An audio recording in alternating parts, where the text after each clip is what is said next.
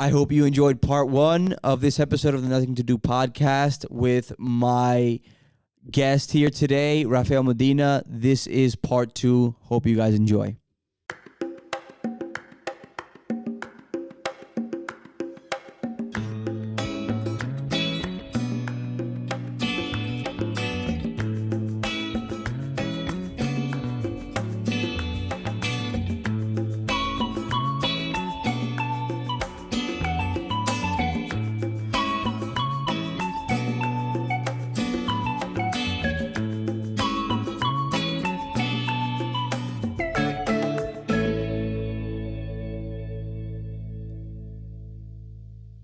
You know what? I want to take this time to transition into something. And I touched on it.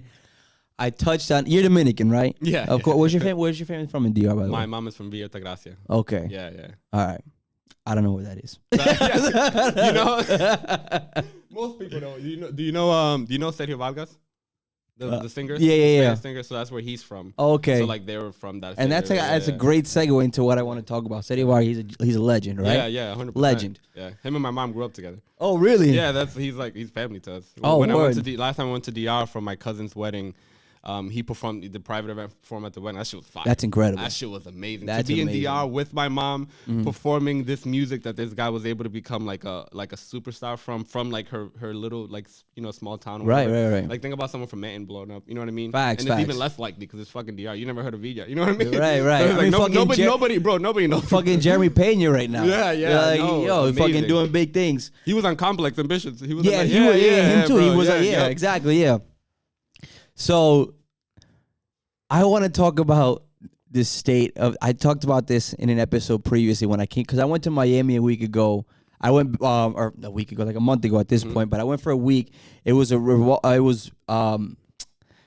trip was revolved around the WBC, the World Baseball Classic. So we saw all the DR pool games. Oh, okay. I don't know how much you follow baseball, if at all. This is the most conversation I've had about baseball. Okay. in years. There we go. But you at least know that DR we pride ourselves on being the best. Yeah, absolutely. We're not the best anymore, Ralph. We're not the best. Heard. We couldn't even make it out of pool stages, Ralph. I heard. It was ugly, right? I had some friends that went over there too. Yeah. That's like Brazil or like Argentina, like not qualifying for the World Cup. Yeah. Or like, you know what I'm saying? No, yeah. And so I know how big of a deal it is, like in our community and stuff like that. Yeah. So I had this conversation with myself in this camera, and I wanted, and this will be a recurring topic for whenever I have a fellow Plátano sitting across side me here, right? What is the state of Dominican culture, and what do we have left? And by that I mean we're not the best at baseball anymore, right? Like are we like not the best? We have the best. We still have the best. Or is it just like a bad year? You know what I mean? Like I'm trying to understand. It's a bad year. We still produce incredibly good talent, right? But for us, we only won the WBC once ever, and that was when there was really only like fucking 3 or 4 good teams. I mean, the World Baseball Classic started in like 2005. It's very young. Very young, yeah. You know, Japan has won 3. The U.S. has won 1. We won 1, and I think that's it. And we won when there wasn't that many good teams to begin with. So that's one thing. And I say this kind of in jest, but I also think it's important to demand more out of our people and our culture. And I say that because I feel like we don't even make good music anymore. And I want to before, like, we grew up in a time where we had Sergio Vargas, we had Toño Rosario, we had Fernando Villalona, we had Juan Luis Guerra. You know, we had Anthony Santo. I mean, we invented bachata. We invented merengue. The only artist out here making quality Dominican music is Romeo Santos. Now, we can look at people like El Alfa, who's dope, super fun. Toquisha, who's dope and super fun. And I appreciate Toquisha on another level. In another way, because I think she's like more. She's like, what's the word? Raw as fuck. She's raw as fuck. She's wild and appropriate. And very wild and appropriate, but in a more empowering way, in the sense that like she's kind of freeing up, like sexuality for women, like Latino women in a way, and like. She doesn't give a fuck. She doesn't give a fuck. It's pretty wild to say. I shot her some of the best. I was gonna say, and I saw. That was like the best concert work I had last year. Was when I shot Tokisha. Yeah. It was, and that was my first time ever hearing her. I never heard of her before. Yeah. My boys were just like, "Oh, this girl's sing this and that." Her first show in America. Right. And we went, and I was like, "This girl's wild." Like, yeah. Wild. She is the embodiment of like. Just free. Yeah, did you see her tiny desk?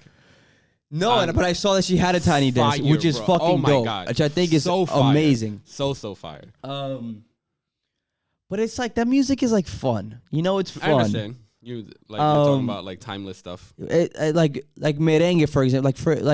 We don't make any good merengue. Like the best original merengue song that's came out in a while, that to my knowledge.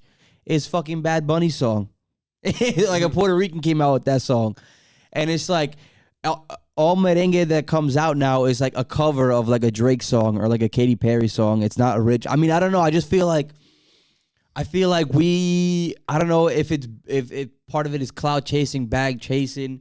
I feel like artistically us as Dominicans, like I feel like we're in a rut. What I said moving forward is I think we just need a rebranding, in a sense. I think we need to focus, because I'm not saying that there's not like great Dominican talent out there, but I'm saying at least pop culture wise, there's nothing left, Ralph. What's left? I don't know. What do you think of that? That was a very loaded thing. Yeah. I just threw a lot at you. I understand. I'm curious about. So let's go back to the baseball thing. Yeah. You said we were the best, and then you're telling me we only won one. WBC. We won one tournament. So what made us what made us the best if we weren't, are you judging it from that one win? Because you're saying that one win wasn't even like good enough according to you. I think so. I'm curious on what made us the best before, and what made us the best before was just this amount of talent, like the pool of talent that is in the MLB. Is there still a lot of it? And there's still a lot of it, because we were the heavy favorites to win this year. So I'm trying to understand what changed to make you think that we're not still dominating? If there's still really excellent talent. Jeremy won the fucking world. Yeah, he did. You know what I mean? So it's like, I'm trying to understand where we fell off on that, because it's not like we were winning all those other stuff like all the time, and we just like didn't win this year. Like, we've won it once before. We've won it once and before. And we're still Dominicans killing in the MLB. So I'm trying to see where you're seeing the fall off from, because I'm not understanding it. I think the fall off is, I think just the expectations going into that tournament were so high, and for us to not even and it's been a problem with this. I think it's more because the talent is still there. I will say we haven't fallen off in that aspect, but I think if we don't at least go to the finals, it's a failure. And I think that cohesively, we just weren't a great unit. Mm-hmm. And we could be. There's so much that goes into making a good team. Right. So much. That a lot. Just like, it takes is one person, or there's so much. So while we, in a lot of ways, sure, we still have baseball. Just like that loss. Honestly, that loss, I think you felt it because you were there. I felt it because I was there. Because they've lost every time except one time that they won. Except the one time that they won. So like, when it wasn't even like that. Oh, this is just another year. Like, you know what I mean? Yeah. So, but I understand. I think you felt it more being there. I'm going to assume at least. And what I think that did it, I think that loss had me thinking about, it kind of sparked this wheel, this train of thought that I just blasted at you. Because it was a lot. But when it comes to our music and our artistry, I do feel like we need to. I don't know. I don't think it's that much to demand more from our people, our artists. Of course, I mean, you're always gonna demand more, especially if you care about it. So yeah, there's certain artists that I hold to a very high level. So it's like when I don't see them performing to the level that I think that I consider to be Right. that good, then it's like it is something that's like disappointing to me. But it's also when you're an artist, you also see it differently too. Like sometimes people will be like, "Oh, you're not. This isn't what you would normally do," and it's like, "What are you talking about? You didn't know me. Like, you know what I mean? You didn't know this was part of the plan, you know." So it's the music thing is tough to me because I know that music, it's not like merengue is like massive world, like it's not like it's worldwide and Dominicans just aren't crushing it. Like it's not right. You know what I mean? Go ahead. You know, so it's like, so I feel like that's like, I know we started a lot of the stuff, but I also know times change. I know how much play is somebody gonna, if somebody's trying to make money and get out of there, how much play are they gonna get if they just focus on merengue? Right. You know what I mean? Yeah. So you know what I mean? So it's like, well, if they just focus on bachata, like you said that Romeo's like the only one that's like doing things, but Romeo's like the biggest. Right, like, He's not just like someone who's, oh, he's been doing really good lately. Right. He is the fucking he's biggest. Madison Square, you know, he came out when they were Aventura, they were huge, and then he went solo and he was fucking even bigger. So it's like, there's the person who's dominating in that field is still a Dominican. Yeah. So to me, that's a huge win. Of course. It's not like I said, I'm not as familiar with all the other merengue music that's going on or the bachata. You know, I'm always more old school because I don't dive into it that way. Right. Just like there's certain type of hip hop that people might think it's like it's not there, but it is there. You're just not looking for it because it's like you have to put a little bit more effort in a world where 80 people will release a project today. Yep. And then by next week another 80 people, and then like it just gets lost in the, you know, and all that. So I don't know exactly how much they're crushing, other people are crushing in that field right now. You know, I do think the culture itself, there's a lot. You know, people like to party. Dominicans always like that. You know, think about back then. Them dudes were always partying. Like, Toño was fucking wild as fuck, bro. Facts. There's old people that were around when Toño was big, thinking like, who the fuck is this guy? Is terrible. Remember when we had better music back then? Yeah, this guy's wearing right, a skirt. right. This guy's like, what the fuck he wants? So Yeah. it's just like, it's like that same era. I feel like every certain amount of years, it's just that same era where you're accustomed to certain things.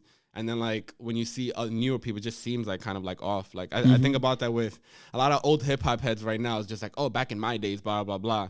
But then like when hip hop was coming up, there was people that grew up on jazz and started seeing hip hop. Was like, what the fuck is this? Facts. None of them, they're not even singing. Like these kids don't know what they're doing. You know what I mean?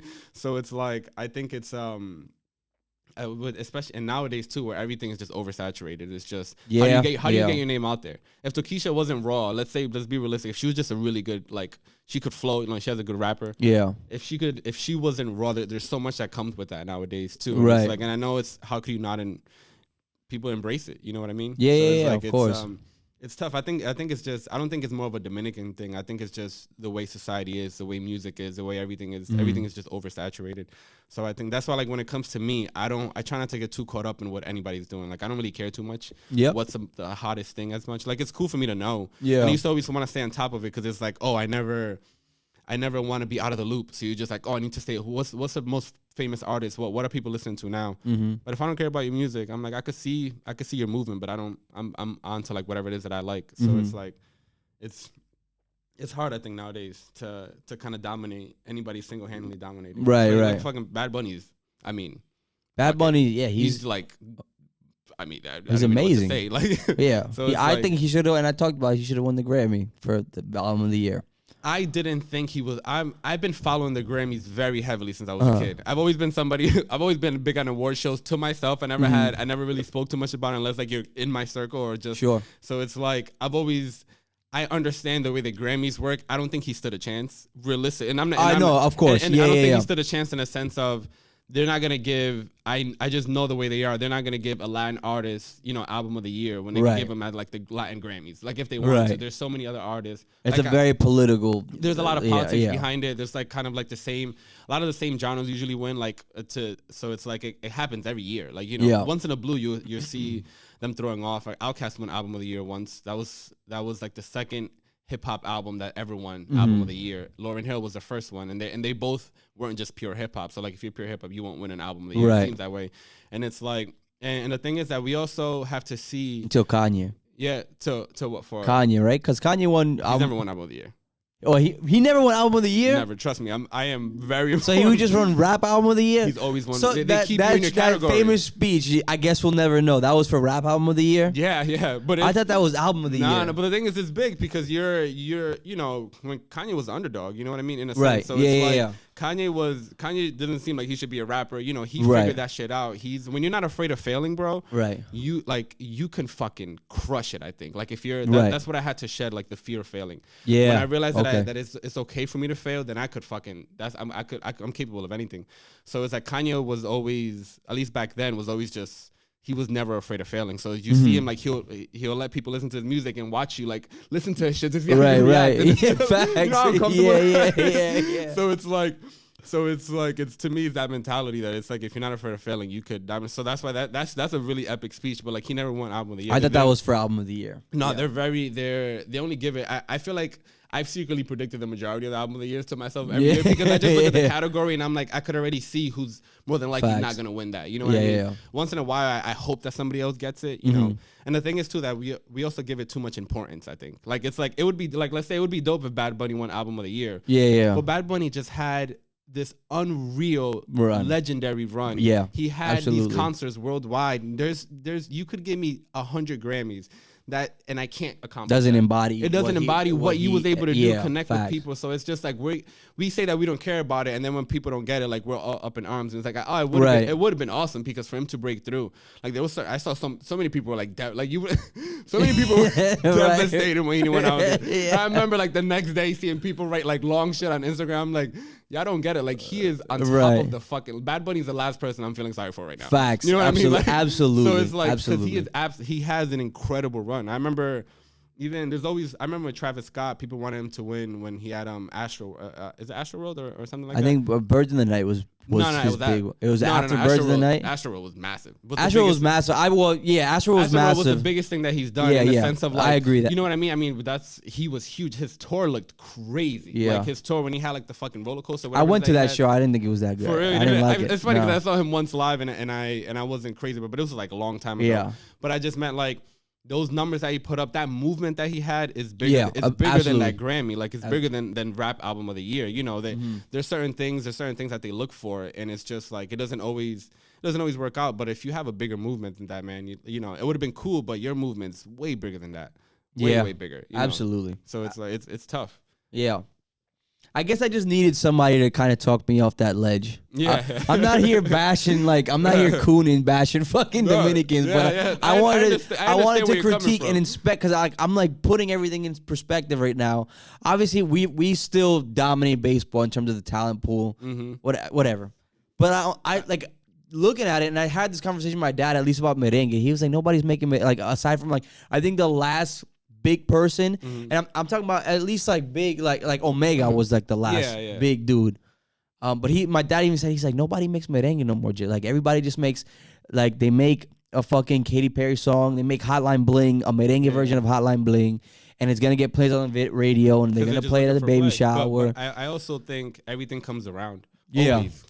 Always. So it's like people aren't doing merengue now. Give it a few years. Give it a certain amount of time. Once all it takes is the right artist. When something's gone for a long enough time, then people crave for it more. Because once it's like, oh, this is that old school stuff. New kids start seeing, oh, this is what my parents used to listen to, or my parents, my grandparents. So it's like, eventually somebody's gonna come back with it. It's gonna be like, and you're gonna see that movement. And it's gonna be pretty fucking crazy. And people are gonna say, oh, back then, you know, there's gonna be old people talking about, oh, they don't know what they're talking about. This isn't real merengue. You know what I mean? Right. It's the same cycle always. You know what I mean? So it's like, I think at some point that shit's gonna come back, but it's right now.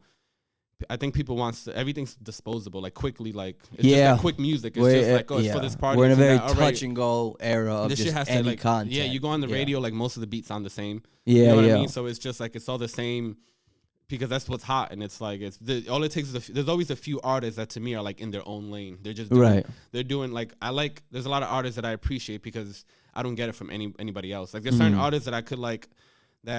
That I collect their music, but I know I could get that type of music from anybody else. Like I'm not gonna get when I listen to Tyler the Creator, there's nobody that gives me what he gives me. When I listen to certain artists like either Childish Gambino or even Kendrick, like I don't get that from anybody else. So it's like.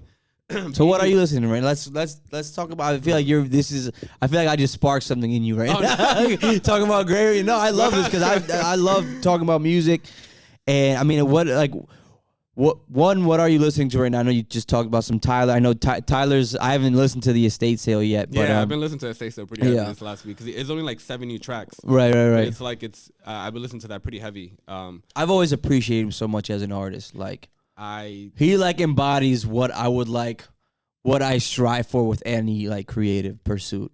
I think in a way, I think he's fascinating. Yeah, like he's one of the biggest inspirations to me, because he made me think differently. Like he made me think of, like he was always so obsessed with the things that he liked, and I was always everybody's obsessed with what they like, but I was always also obsessed with like what other people considered good. Like especially growing up, and I always used to read a lot of reviews and things like that, and I was always listening to a lot of older heads, so I would always be obsessed with what they like the type of hip hop that they like, the old school, and so I'm really big on old school hip. I'm big on 90s hip hop and stuff like that. But Tyler kind of came through and just didn't give a fuck. Like he was like, that shit, like, as a kid, he's like, that shit's whack. This is what I like. I don't give a fuck about any of this, like, positive hip-hop shit. You know, at the time, he just didn't care. He was, like, raw. Like, you wouldn't play old Tyler around anybody you love. Like, no. Like unless they like the music. You know what I mean? Like, me and my girl love Tyler. I saw Future live at House of Blues when they were in that crazy era. I remember we was crowd surfing and shit, and like, wild. They crowd surfed me, and then I got like this close to him, and I got like this close to Tyler, and I gave him like the double middle fingers because it was just like it was just like the vibe of the show. I remember him just looking at me like shaking. House of Blues. Was that for Wolf? I think so. Yeah, I went to that. Me and Jabron went to that. Oh, word. That might have been. I've seen Tyler probably like 7 or 8 times by now. I went to me and my girl went to the Camp Floggnong Festival years ago. Yeah. So it's like to see him out there was like wild. He brought out Earl at the time, and that was like really dope too. But but he's always been like, seeing an artist like that to me is I'm grateful to be able to witness something like that and really see it for what it is. Like in the beginning, it was like, oh, this kid's crazy. Like anytime you react on the surface, you have to know that you have to dig a little bit deeper. But of course, my first reaction was like Jabron played. Me and Jabron were near Thayer Street, and it's still a song from Tyler that I hate to this day. It's called Radicals, but I remember Jabron was like playing Radicals, and it's like super intense, like shoot people, body shit, fuck school, like all this stuff. And I was just like, oh, Jabron's gonna kill me. Like, I'm not sure where we're going. They kill people, burn shit, fuck school. I've always hated that song. But like I remember Jabron was like telling me how much he liked them, blah blah blah, and then I was like, me and Jabron, that's always been our thing, music. You know, he's put me onto a lot of stuff, put him onto a lot of stuff. And then I was like, oh, I need to give it like a listen. And then I downloaded, I got Goblin. And I heard the intro, and I thought the intro was fire. Like, I thought the intro is just him speaking to his therapist. And he's just like, they're just going back and forth, but he's just telling him all his thoughts and stuff, and his view on the industry and all, and whatever he feels. And I was like, wow, that was pretty fucking. I was like, I've never heard anything. It reminded me of Eminem, not like skill wise, because Eminem's like has a lot of skills, but it was just more of like that, very groundbreaking. That like I don't give a fuck type of attitude. They came from different I used to like compare them because of that, but it's like they come from different like reasons. Like Eminem's reason is because he was like damn near like his whole upbringing was like terrible. Tyler's just a fucking kid who's just like fuck everybody, fuck the establishment. I don't give It's like it's so much fun. Like, you know what I mean? Yeah, so absolutely. Like, and at first I just really started listening to Goblin a lot, and then it wasn't until I was so happy when Wolf came out. I was like happy to like look through all his older stuff, but it was once I realized what he was doing, I was just obsessed with like his whole movement. Once I realized that, I knew there's something special about this artist compared to other people. There's something in him that he has. This like this willingness to do this, like this thing to do what you want to do, to think that he's just so confident in like in the type of music that he makes. Like, he took Kanye off of Wolf. Kanye was on Wolf, and if you're, for real? Yeah, so like I think it might have been on I Fucking Hate You. I think so. Like he took. I'm not sure if that's the song, but I'm pretty sure that is. But he took Kanye off of Wolf. That's so the one like, with Frank, with Frank, right? No, Pharrell. Yeah. But it's like the idea of being a kid making an album. You have one of your biggest inspirations go on your track, and nobody would even question it. But he's like, oh, that didn't really fit. Yeah. To me, that says so much to him as an artist. And then like watching him, he's making his videos, he's produced. If you ever look at his credits, all songs written and produced by his like it says his name. Right. Yeah. So it's like. I was like, man, this is amazing to be so fearless in it. Yeah. And I would always think the day that this really clicks, it's gonna be fucking insane. I was such a big fan of the movie. I bought so much Tyler shit. I still have all my Tyler shirts. I have like fucking 6 hats, and I always keep that. But I just used to think like the day this really hits, this is gonna be something so special. I would always think, and then it wasn't until I remember when he came out with Cherry Bomb, which was like really all over the place. Like Yeah, a lot of yeah, people, yeah. like sonically, he like had. There's a lot of stuff that I don't agree with sonically. A lot of people didn't like that one. Yeah, certain people didn't like that one. I liked it after when I first heard it because I'm very honest with myself. So like when I first heard it, I didn't really like it. It wasn't until like after like a month or two that I started liking a lot of things from it. Like I saw the good in it. I understood the bad stuff about it, but I was like, to me, it was like, man, if he's being this, if he's trying to be this creative, I'm curious on where he'll go next. Like that was my like perspective. Yeah. And I remember me and my girl drove to San Francisco like years ago. Me and her took a long trip out there. And I remember Flower Boy came out when we were out there. When we were somewhere, I don't know where we were. I was like, oh, Flower Boy comes out today. We need to stop somewhere. I need to buy his album. So like I bought Flower Boy. I remember like hearing it. I remember like putting it in, and I was like, it started. I remember the feeling when I first heard the first track. I was like, oh wait, this is different. I was like, oh my God. I was like, I think this is it, but I don't want to get too excited. So I'm just dead silent. I'm like on the trip. I'm like smoke. I'm like super chill. And by the end of it, I was like, okay, I think this is the era that I've been fucking waiting for. I was like, this is gonna be like fucking. And I feel like ever since he's proven to me how creative and how he is with his music, because everything he grows with his music it's like crazy, bro. When Igor was a fucking left. Igor was insane. Igor was insane. We always make like one of my favorite things that me and my girl do is like we make like an event of of an artist that we really like when they release a project. So like something like we've always been doing. So it's like when he released Igor, it's always like I need to listen to it like with my full attention. So it was like we was like I remember Igor came out. I think I waited till 12 o'clock hit. Once 12 o'clock hit, I was like, all right, it's here. And I was just like, I remember we got super high.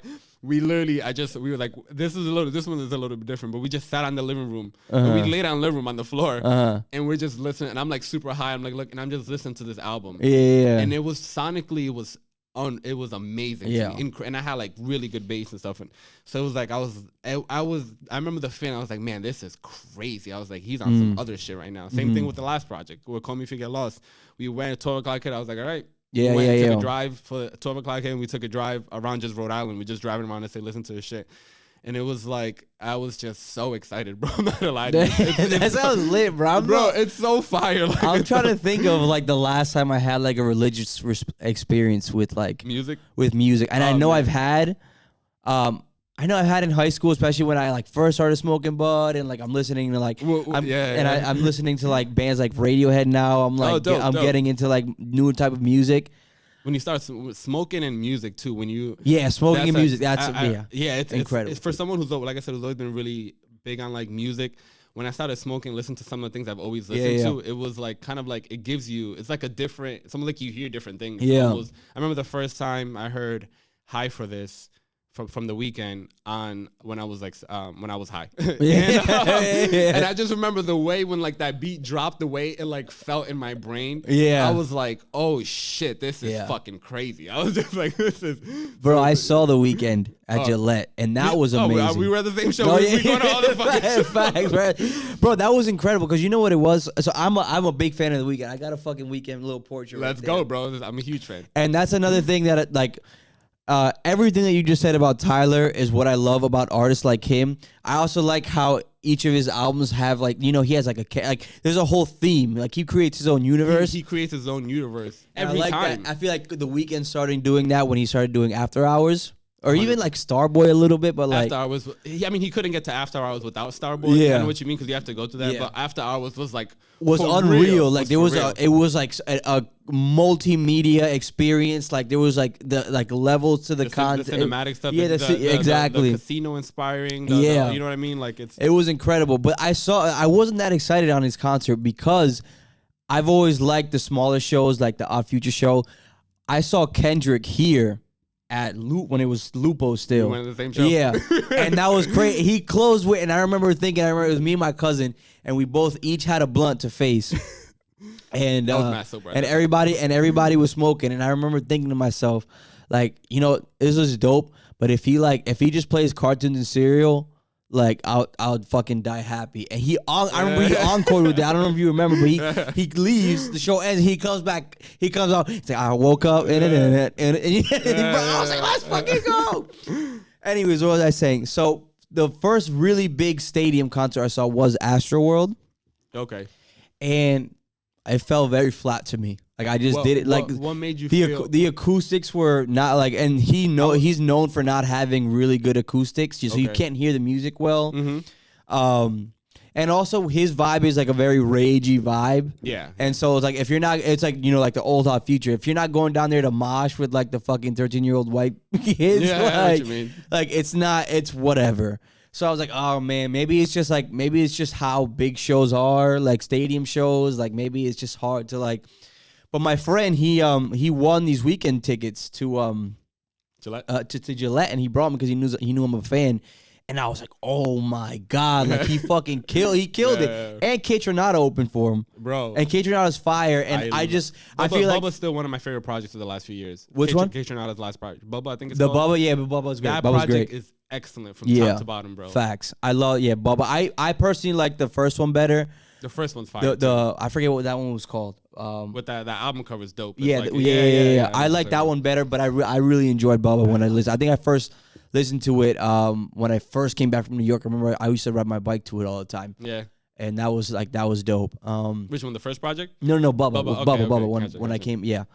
But yeah, I fucking felt. I remember The Weeknd had this run of like these 4 songs, and I was so happy when because he recently dropped the live album of his show when he did it at SoFi, because he dropped the HBO special where he did a live show, and then like a week later he did that, and then he did like Is There Someone Else into I Was Never There into Wicked Games. Yeah, when he did Wicked Games. Wicked Games was insane, bro. Those synths, I was like, because it's like you hear the synths come in and you're like, what is this? Wicked Games is fucking amazing. It's like his best song. It still might be my favorite Weeknd song. Yeah, it's his best song. But like I just remember experiencing it at the concert because, it transitions from I Was Never There, which is also an incredible song, and then it's just the synths, and you don't hear, and you're like, well, okay, what's going on right now? And then he just, "Sweet my love, baby," and I was like, oh, this is fucking Wicked Games, and I was like, this is like, he needs to drop this version of this song, and it came out, and he did. I'm saying in the album, he did. Yeah, he dropped like the original version of House of Balloons. Yeah, no, he did the whole trilogy thing, but like that version of Wicked Games that he did. Live was different because it was like the synths were crazy. So you like when the synths come in and the beat comes in, you don't know what he's about to sing. Yeah, no, I feel you. And then he starts singing the lyrics, and you're like, oh my God! And then he closes that little 4-song run with "Call Out My Name." And then I was like, oh my God! So I have those. It's literally like that. I play it like as a song. It's like 10 minutes. And I have it saved on my iPhone. It's like I just listen to it. And like, it was a dope. It was the most fun I had at a concert last year. I went to a lot of concerts last year, but to me, did you go to Bad Bunny? No, I didn't go to Bad Bunny. I'm not as familiar with Bad Bunny. I was gonna say, he didn't go to Bad Bunny. I heard the Bad Bunny. Bad Bunny was crazy. Insane, yeah, but I meant like for the stuff that I listened to, and it's funny because The Weeknd. So I'll be honest with you with The Weeknd. So The Weeknd's always been one of my favorite. I've been a massive fan since House of Balloons came out. And I remember waiting. I remember when Thursday came out. I remember where I was when Thursday came out. I remember where I was when Echo of Silence came out. So like I've been like such a big supporter. And I saw The Weeknd in his second American show, in his second show in the U.S. in Boston. He went. I remember when he did his first show it was in New York, and then he went to then he came to Boston. And I remember seeing it. He only had the first 3 projects out, so it was like. It was so sick to see it in live. But it's funny because I felt at the time, I was like, oh, he's not a great performer. I was like, but I just love this music, like resonates with me so much. Sonically, he had a live band.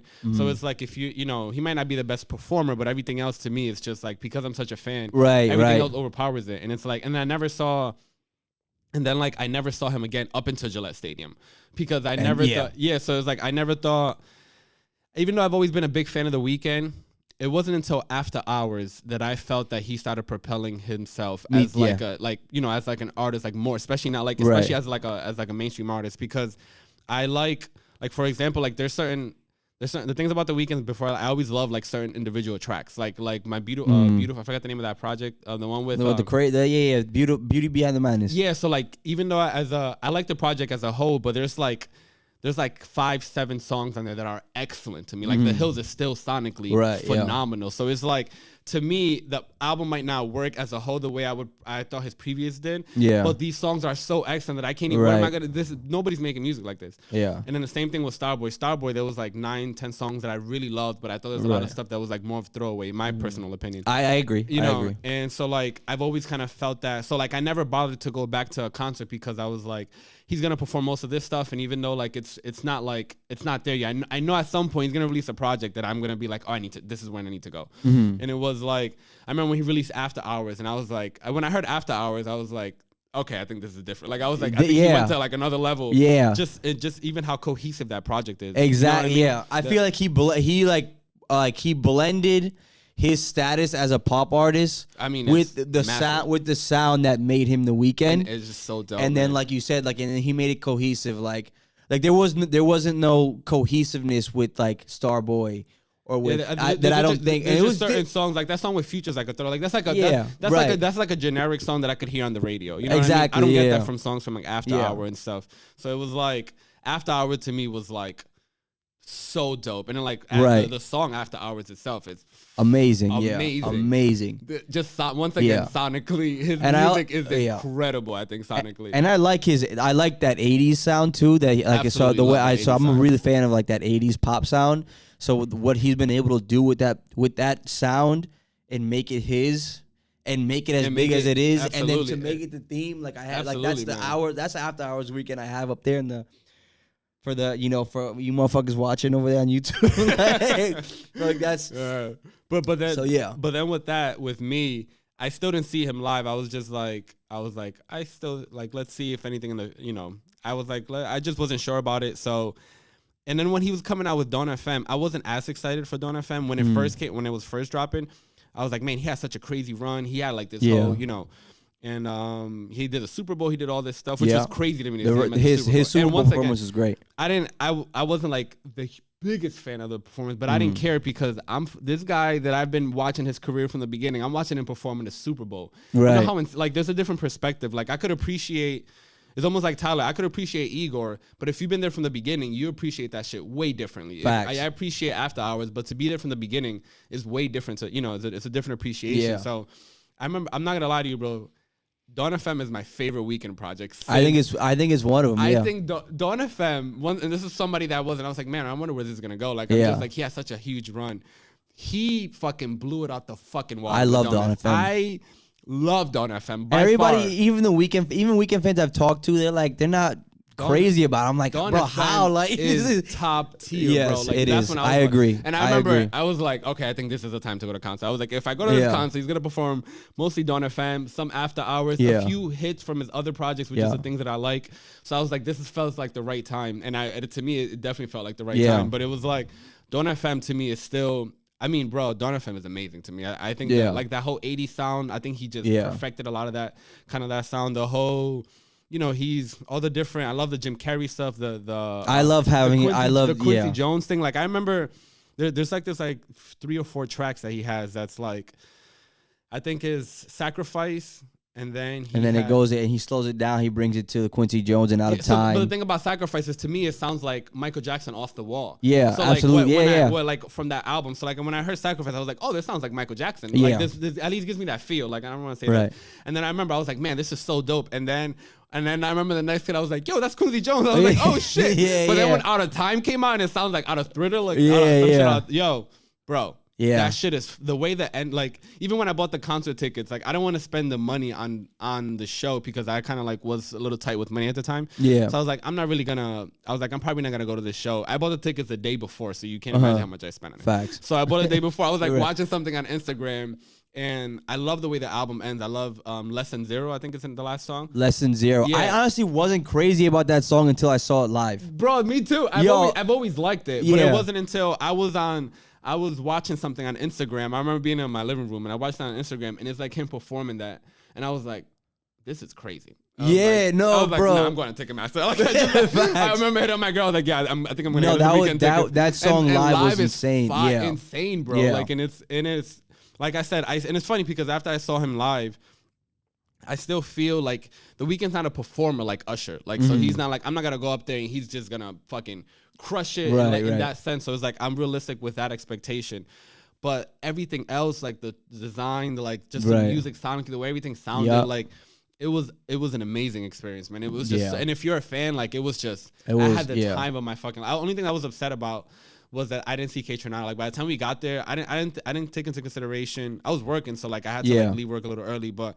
By the time you get there, you go for parking, and then you walk like fucking 5 miles to get to the stadium. You walk forever. And then by the time, I remember as we're getting in, I'm hearing K-Tronada. I'm like, oh my God, please, let me get this fucking set. And literally, I remember the people were like, oh, that your seats are over there. And as we're getting to our seats, K-Tronada just finishes the song. And I was just like, damn. Yeah.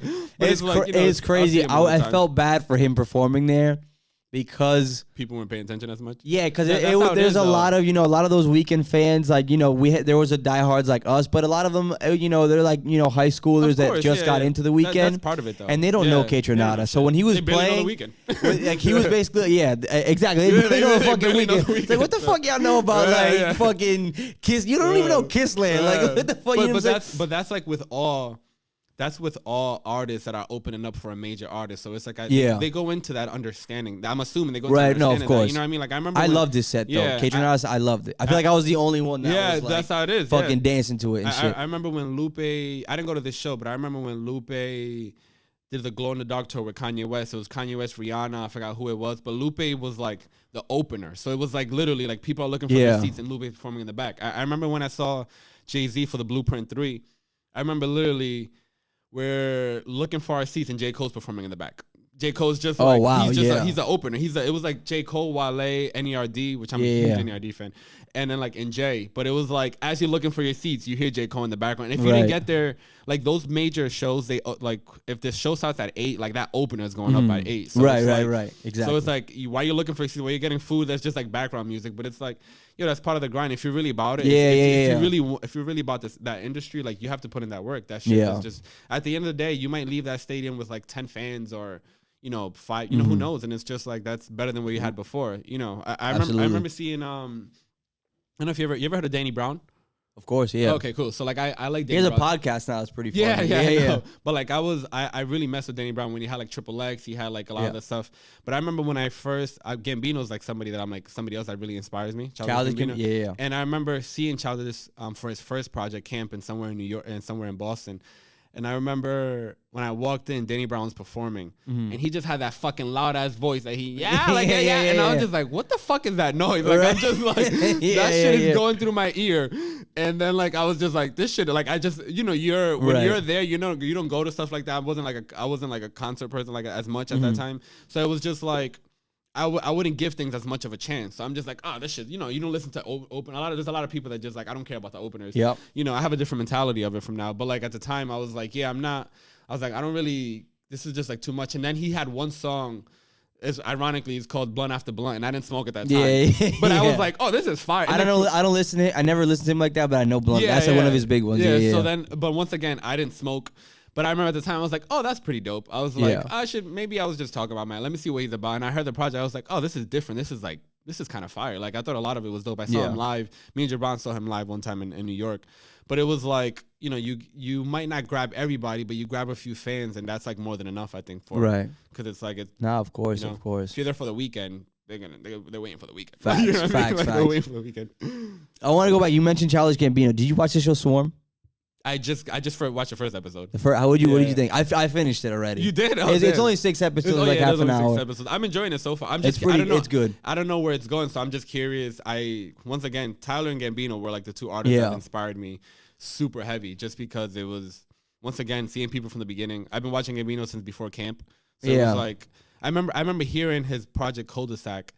And I was like, there's a like as a old hip hop head, as a like a new, I'm like into like Wu-Tang and all this stuff. Like I was like, realistically, like this stuff doesn't resonate with that. But I was like, there's something here that's like he has something. At least I thought, I was like, there's something here. It might not be like there's a lot of like flaws in this, like just like everything. But I was like, I'm more curious on where this kid's gonna go. And then I became more, and then like I started just appreciating the stuff that I just genuinely liked from it. So I would hear like nobody liked it. Like nobody that I knew liked him. So it was like I like this kid a lot. And then I was like, Yeah. oh, and he does stand up too. Oh shit, and he's an actor. And it was like, oh, this He kid he does whatever he wants. Like, and once again, that inspiration to me, that's how I Yeah. feel that I could do whatever I want. And you know what I that's mean? crazy. He's one where he like anything he touches is like, because I followed him before.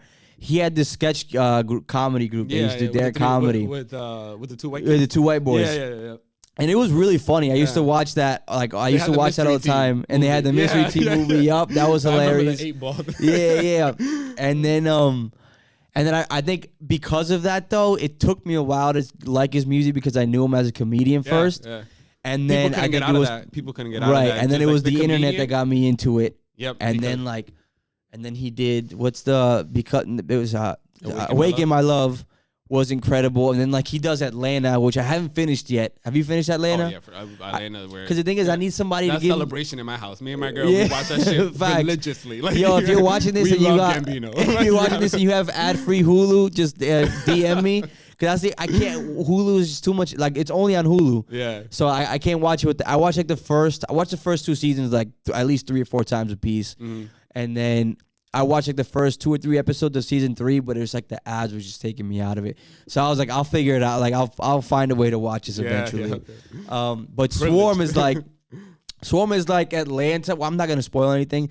It's like Atlanta, but it leans more into that psychological thriller type stuff. And you saw it from the first episode. Of course. Because it's funny because with Atlanta, especially with season 2, which I really like enjoyed how they kind of bend the comedy genre a little bit. Absolutely. How like they would take that show and you don't know where it's going and it's getting really creepy and really eerie, and then they'll like reel it back in. Yeah, they take you like out of.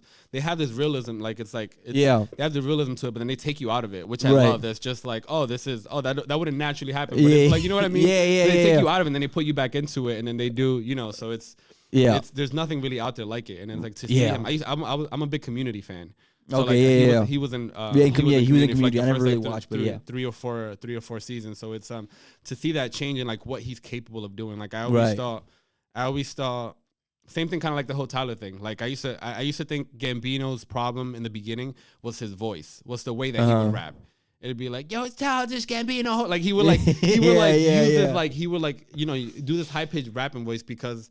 From my understanding, he's just trying to be taken more serious because everybody, you know how hard it is to be taken serious as a rapper when you're a fucking comedian? Facts, absolutely. You know what I mean? So it's like, especially back then where it's like people hated Gambino. They had blogs dedicated to hating this kid. Like legit. Like there's like blogs about Gambino that they hate. Like he used to get so much hate, but to go through that and not give a fuck, it's just like, I'm still keep doing, like you're putting more of my name out there realistically. So it's like, I used to always think when he tweaks that shit's gonna like really. That's when things are gonna be like better in my perspective. And then like he had Camp, and I know I love Camp because it's very. I love Camp because of what I was going through at the time. Yeah, like, okay, I was of course. at the time. I enjoy supporting artists, so like at this moment, I was a big fan. I haven't been able to support any of his music, like with money. And I remember when Camp came, I remember Bonfire came out. I was like, oh, so excited! I bought it on iTunes. And then when the project came out, I remember it came out the same day as Take Care, and I was just so excited for Camp. And I didn't know anybody, especially Take Care is like one of Drake's best projects. Yeah. But I remember how massive Drake was, but I was just so excited for Camp. I was excited for both, but it was like, to me, it was like cool, and there was just nobody else I really kind of like fuck with it like that. So it was like, I used to always think when he tweaks that voice, like that shit's gonna really change. And then he released a project called Royalty. It's a mixtape. If you ever check it out, it's is that the one with the oh no, that's I think Kawhi. It's like the album cover is like two different colors. Yeah. No. This is project that's before Because the Internet. It's called Royalty. Okay. And he like when he dropped that project, I remember hearing it and I was like, oh shit. I was just like, this is something else. Like he dropped a song before Royalty that he was rapping normal. And I was like, oh, I think he got it. Like I was like, at least I think he got that part of it. And then when I heard Royalty, I was like, oh yeah. And then like I also thought Royalty, I was like, people are going to enjoy, like people will like this other than like Gambino fan. Like, you know, sometimes you have to be a fan of an artist to like their music. I was like, I see other people liking this. And I remember I worked at Expressions for 10 years. And I remember when I played Royalty, people never cared about those other stuff. People would be like, well, who is this? Like, what is this? Like, it's just like, oh, it's kind of dope. Like, I would get that like from random like customers and from employees. I put a lot of employees onto it. And then I was just like, yeah, hell yeah. Like, I'm like, bro, like, it's like my boy. I'm like, there's nothing like that feeling when you got the Oz code and everybody. So it's like, it was and then like on top of that too, Royalty, I wasn't expecting this because I didn't see him work with any other hip hop artist, but like he had, you know, he had Ghostface on there. He had Bun B. He had Danny Brown. He had like a lot of hip hop people. RZA was on there. So like, he had a lot of big names that I was not expecting him to work with. It was like features on almost every track. Yeah. But it was like he was just flexing what he was capable of doing. And then after that, he dropped Because of the Internet. And that whole shit was like, you know, the way he releases projects to me. Even though I kind of feel like he dropped the ball a little bit on the way he released the last project, but like the way the one where he didn't even like name his songs, right? Yeah, I think he always does something unique, and when somebody does always like when some people always trying to push the boundaries, I have to understand that to me it's not always going to work. So it's to Absolutely. me I felt like he didn't do like. There was just too little of it. Like, there's no names on these songs. Like, and I love the project. I still listen to it. I don't have like. There's no CD. There's no vinyl. There's no music video. Yeah. Like, there's so much good work on here. So it's like. But like back then, when he started doing that, like releasing stuff in this like strange way, same thing with Because of the Internet. Because of the Internet, he released it. He had a script for it.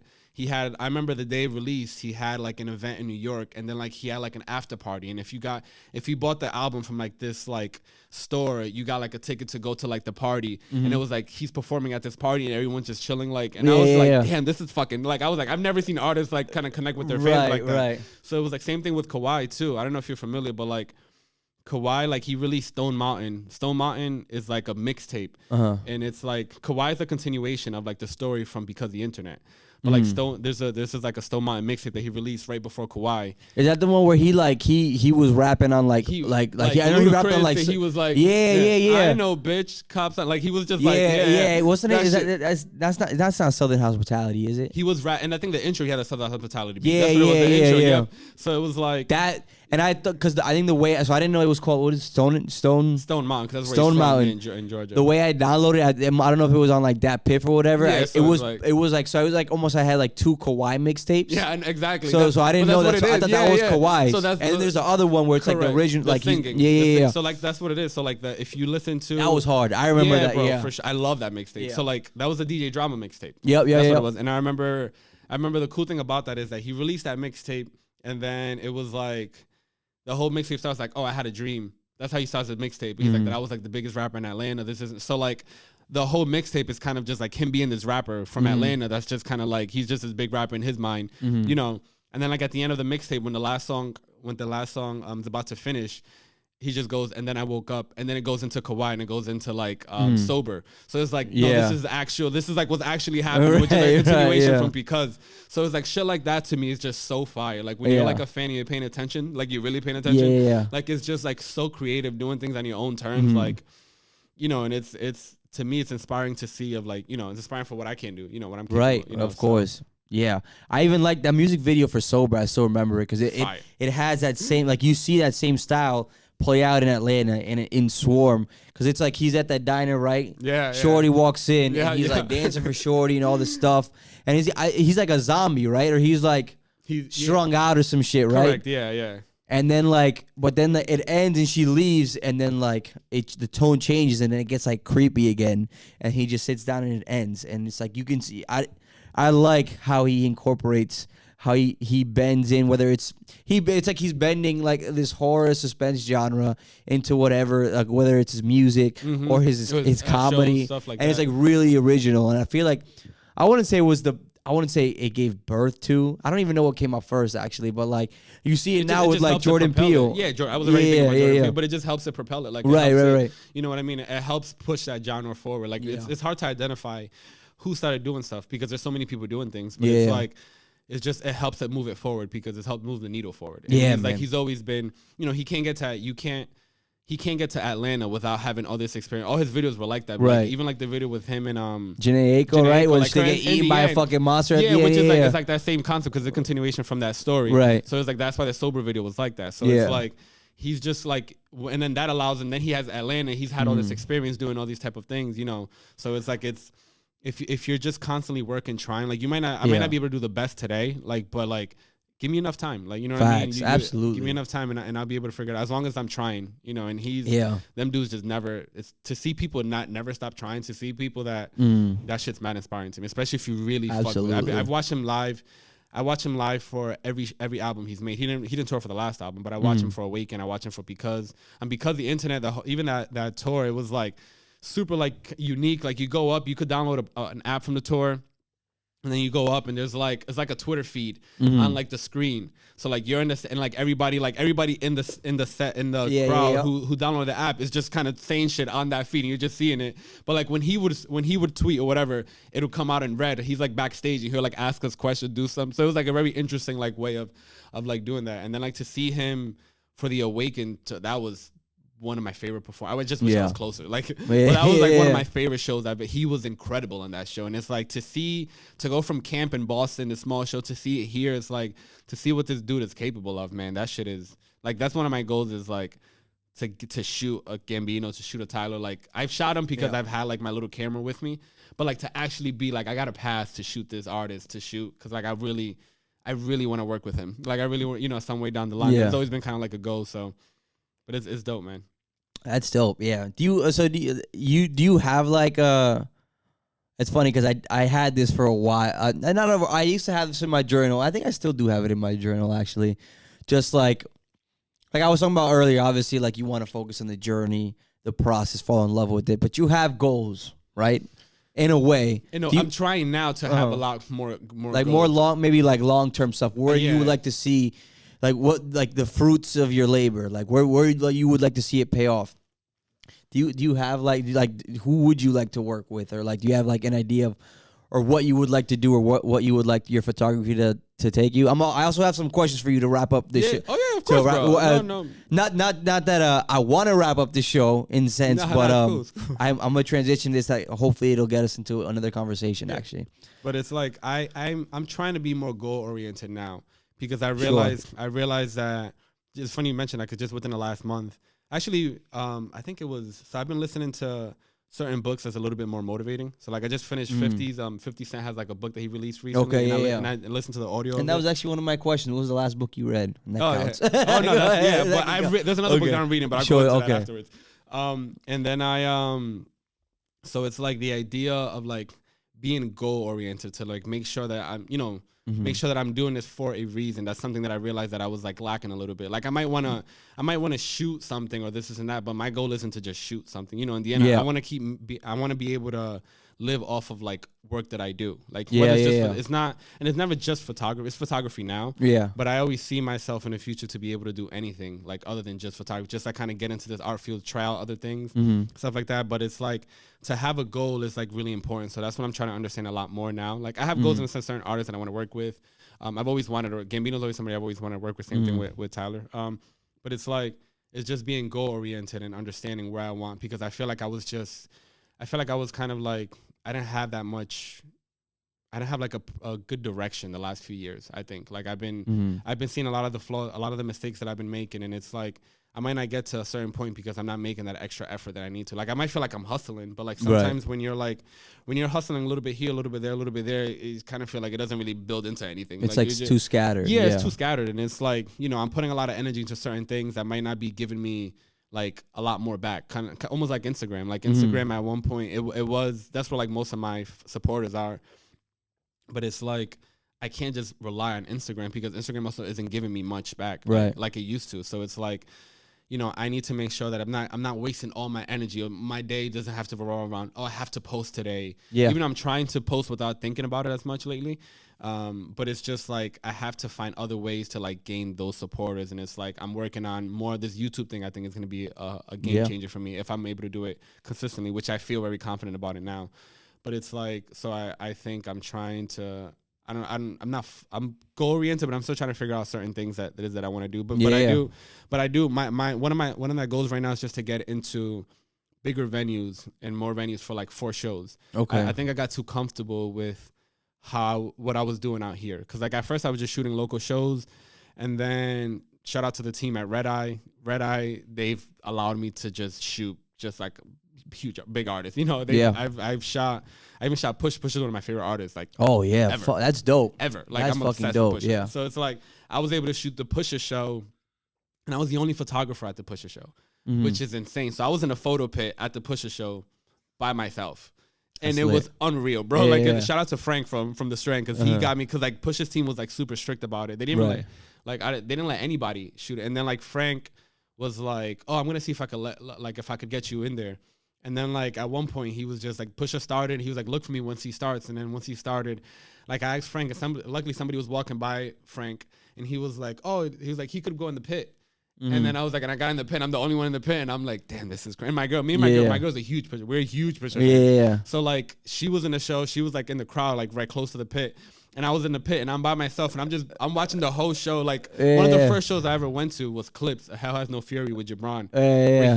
Like I said, I'm a huge Clips fan. And that was one of the first shows I went to. We went to the Clips that right there at the Strand too when it was Lupo's. So it was like it felt like full circle to me.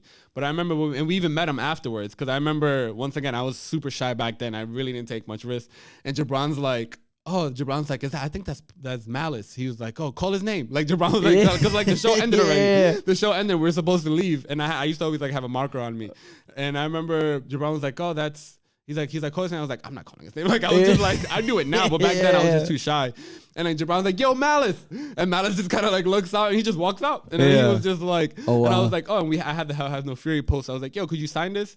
He signed it. Then Pusha ended up coming out for a little bit. He signed it too. That's fucking dope. Him, so it was That's like amazing. To be able to see Pusha there, you know. But like what I was saying about that is that Red Eye, they gave me so many opportunities, but I think that I got too comfortable. So it's just like instead of continuing to grind, like thinking like I can't rely on one like people, you know, one group to like get me. I have to keep pushing my name out there. I have to keep because like even though it's working for me really well, but there's still so much more that I need to do. Yeah. So it's like recently I started kind of just like wake up, send a ton of emails to venues to look for managers, look for stuff. Like I just got the first response from somebody yesterday. I've been sending mad emails.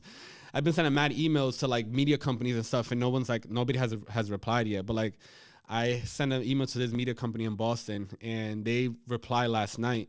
I sent it like a few weeks ago, but they was like, yo, we love your work. They was like, we can't let you shoot the Boston Calling because we don't have more passes for you. But it was like, if you want to shoot something else for us, it was like, hell yeah. So like that was like a huge step forward to me. So like I'm excited of what hopefully something comes from that. You know, you never know until because the industry's like that.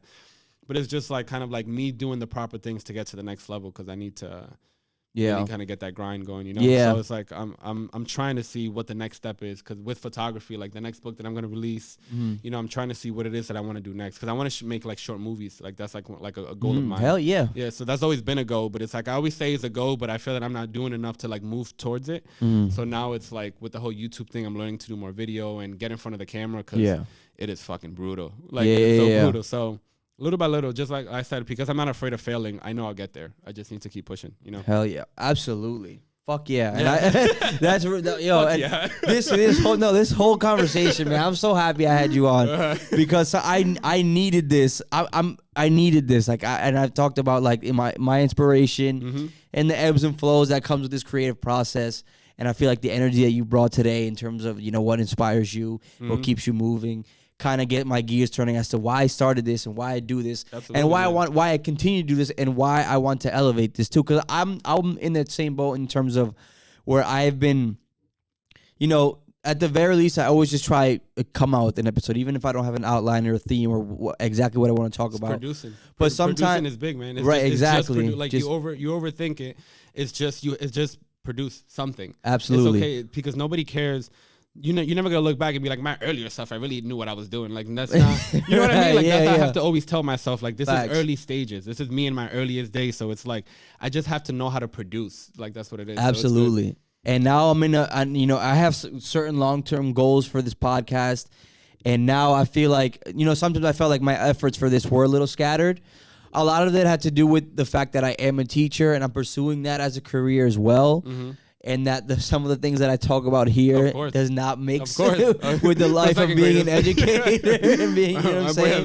Like Batman. That reminds me that I do have to fucking edit out that last thing. But I am in a chapter now, and you are a part of this right now where I want to talk to more people, and I want to sort of, I want to get more creators and more, especially from Providence, more creators, more entrepreneurs, more artists, whatever it is, and have them on the show and have, because even, I'm not gonna lie, like I was nervous to have you on today, and I had somebody on even because I'm friends with the person that I had, like friends, not like close friends, but I work with her and all this stuff, but like I was really nervous because like I haven't had a guest on that I wasn't really close that I've known for a while. Trust me, I know. So this is like a new thing for me. That's how it was with me when I first started shooting people. Like just like portraits. Like I would always just shoot for people that I know because I was just so nervous for somebody to be like to just see me as a photographer only, not give me that benefit of the doubt. You know what I mean? And it's and even when I do anything, like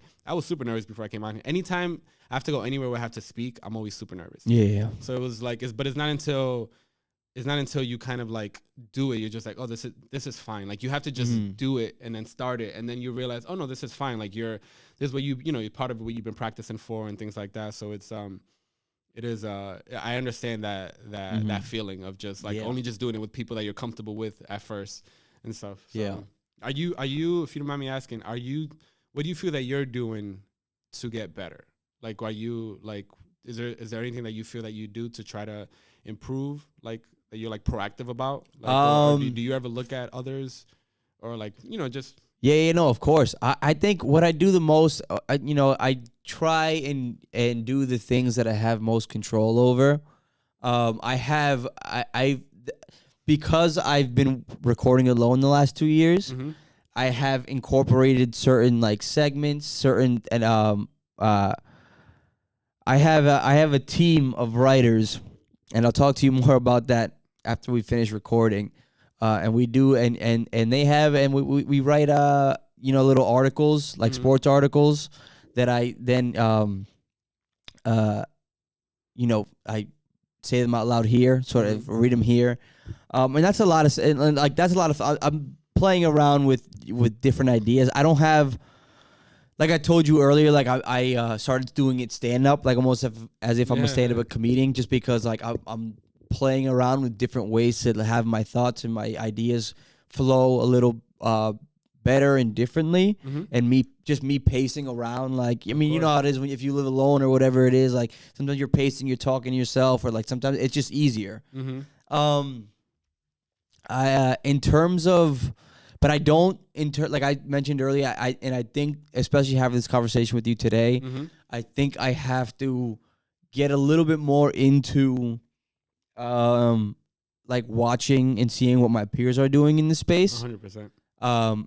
To see how they're succeeding, and how what they do may overlap with what I do, and how I could elevate certain similar things that they do, and do that.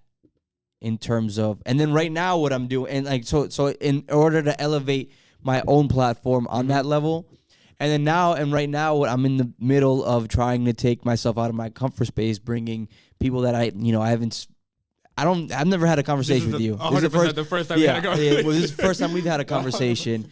So like, and now, and I have, hopefully I have some other people that are going to come on that are doing really cool things here in Providence too. And so that's kind of like where my focus is for the show. And then my immediate focus is talking to different people and from different walks of life, and that are doing different creative things. And just like, I love talking about each other's creative processes. We talked about each other's creative process, what inspires us, what brings us out of a rut. And I think just having this conversation with another creator like myself is inspiring, just because it reminds you that you're not in this alone in a way. And like we all, whether you're a photographer, I'm a podcaster, everybody has the insecurities. Everybody has the insecurities that are when you strip away a lot of the personal stuff, it's rooted in a lot of the same stuff. Yeah, I mean, so that comfort zone, getting out of that comfort zone, it is everything. I feel like if you don't get out of that, that shit's never. You can't. You could only get so far without getting out of that. Yeah. So it's to me one of the most important parts of it for sure. Yeah. So but I have a couple questions for you. Yeah, shoot. So the first one, I mean, some of these they're pretty light. Some of these might take a little bit more thought, maybe bring out and take a little bit more vulnerability as well. I'll start with the light stuff. Also, I will never ask somebody a question that I wouldn't answer on my own show. Okay. And I've said wild wild shit on this show for the last 3 years, so I don't really give a fuck. What was the last book you read? So right now I'm finishing David Goggins' last book. I forget the name of it. Mm-hmm. That dude is a fucking animal. Bro, He's an animal. Never Finished is called. Yeah. I'm not gonna lie to you. He completely transformed my life. Yeah. Completely. Okay. Yeah. I've never had that. You know when people be like, "Oh, I just watched this one thing and it just changed my life." Like, right, like right. that shit. To me, it was like that shit never happened to me. That shit actually happened to me. Right. This was back in 2020. I was watching an interview with him and Joe Rogan, and I was like doing something. Yeah. And it was like he said something about. It was very simple. It was like I think Joe Rogan was asking him like, "Oh, what do you say?" I think he said, "How do you feel about those people that really want it but never do it? Like, you know, that really want to accomplish something they never do." Yeah. And then David Goggins was like, he's like, they just don't want it bad enough.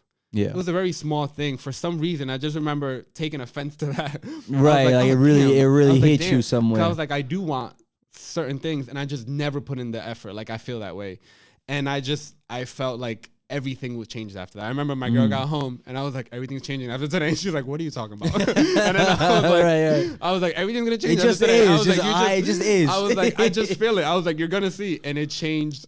I started taking like at least working out. I mean, I pushed myself more than I've ever have. After that, there's so many other personal things that I was able to shed because I've always been insecure about just the way I look and my kind of the way I body is. So it's like there was so much that I was able to shed and stuff. And he, you know, that book made me believe that I could run a half marathon. My friend Priscilla convinced me to, you know, she was like, you should try it. And then like when I read that book again, it was like, yeah, I could fucking do this. Absolutely. And then same thing now. Right now, I'm reading his last book, and that shit's been inspiring like fucking. This last book, he has like this chapter where he talks about where he had to do this 240-mile race. 240 fucking mile race. It's like a 5-day race.